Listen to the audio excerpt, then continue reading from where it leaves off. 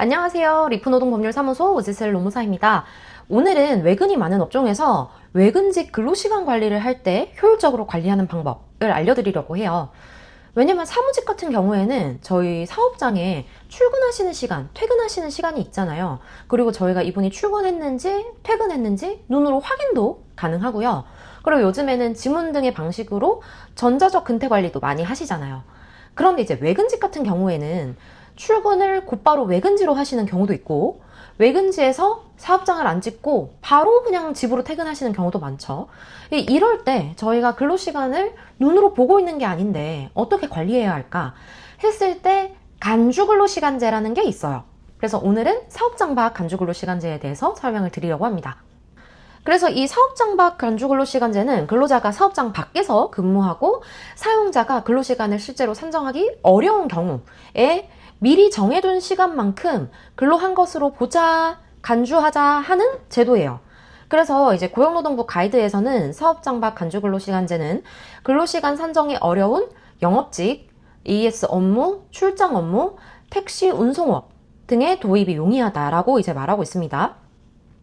그리고 그 관련 규정으로 근로기준법 제58조에 근로시간 계산의 특례가 있는데요. 요걸 이제 근로시간 산정하는 방법이라서 한번 3개 다 읽어볼게요. 첫 번째로 이제 근로자가 출장이나 그 밖의 사유로 근로시간의 전부 또는 일부를 사업장 밖에서 근로해서 근로시간 산정하기 어려운 경우에는 소정 근로시간을 근로한 것으로 본다. 요게 첫 번째예요.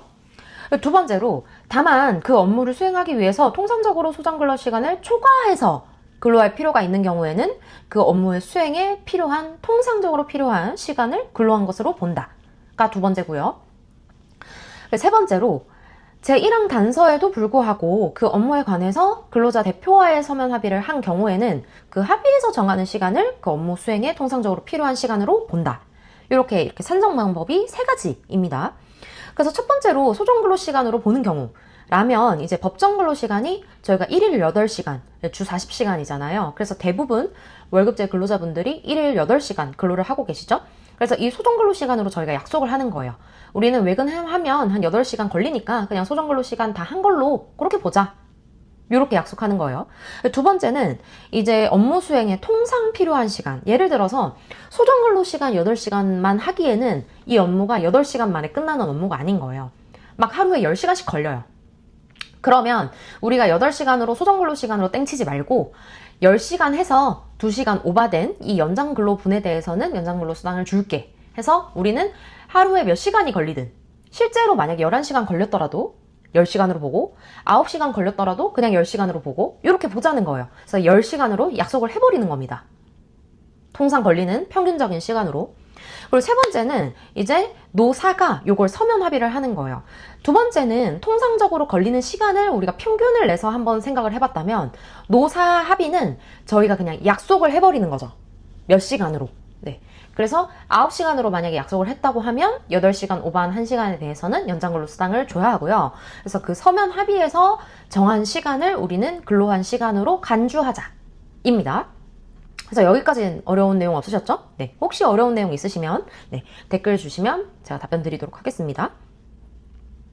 그래서 이걸 도입을 하려면 근로시간 산정이 어려워야 돼요. 그러니까 이게 무슨 말이냐면 만약에 외근직인데도 우리 외근직은 무조건 사업장을 출근 기록을 딱 찍고 사업장에서 외근지로 출발을 하고 외근지에서 퇴근을 할 때도 무조건 사업장을 찍고 사업장에서 퇴근을 한다. 그러면 저희는 무조건 지금 출퇴근 시간이 관리가 되고 있죠. 예, 이러면 간주근로시간제를 할 수 없고요. 또는 저희가 카톡 등으로 업무방에 몇 시 뭐 A 외근지 왔습니다. 몇 시 B 외근지 왔습니다. 몇 시 퇴근합니다. 요거를 우리가 시간별로 다 받아요. 그러면 요건 관리가 되고 있는 거잖아요. 그래서 요것도 간주근로시간제를 하실 수가 없고, 그리고 요즘에는 재택근무가 워낙 많다 보니까 그 GPS가 관리가 되는 근태관리 어플을 쓰시거든요. 이 외근직들한테도 저희가 GPS 확인을 다 한다면 퇴근 시간이 딱 GPS로 보이잖아요. 그래서 요것도 근로시간 산정이 어려운 경우라고 볼 수 없습니다. 그래서 요런 경우들은 간주근로시간제를 도입할 수 없고요. 그래서 뭐 우리는 그러면 이렇게 실제로 관리를 다 하고 계시면서도 외근직들이 많으니까 간주근로시간제 하는 걸로 하자 해놓고 실제로 지금 근태 관리 보니까 막 10시간으로 돼 있는데 노사 합의 시간이 9시간이에요. 그럼 이 1시간 분은 그냥 안 주고 말아버리는 게 안 된다는 거예요. 네, 임금 체불인 거죠.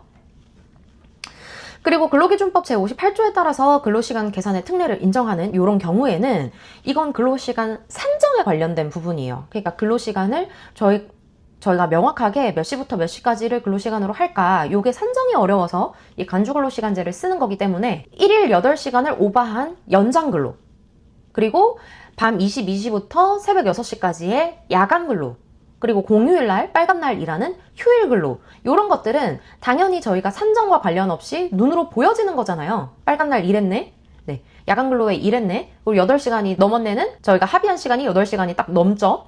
그럴 때는 이 연장 야간 휴일 근로수당은 그대로 지급을 해주셔야 됩니다. 이 산정 특례와 관계없이 발생하는 수당이다. 네, 그래서 오늘은 사업장박 간주근로시간제에 대해서 설명을 드렸고요. 혹시 어려운 내용이 있으시면 댓글로 남겨주시면 제가 답변 드리도록 하겠습니다. 오늘 영상도 도움되셨다면 구독, 좋아요 부탁드리고, 저는 리프노동법률사무소의 오지슬 노무사였습니다. 감사합니다.